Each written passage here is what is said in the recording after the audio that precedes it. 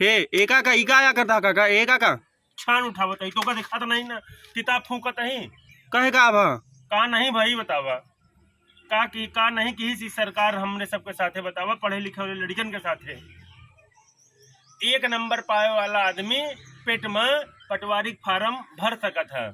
एक नंबर पाए वाला आदमी बतावा लेकिन ओका पेपर दे बरे 62.96 चाहिए। 62 नंबर आ गया 96 कहाँ से लाई बतावा। ओ सर बचिया अपन बेच डाले रहे भैया अब की यही कोचिंग के चक्कर में आपने हम सोचे कोचिंग पढ़ब वो काजे सुकरब तो हो जाए। बतावा कितना हैरान भय।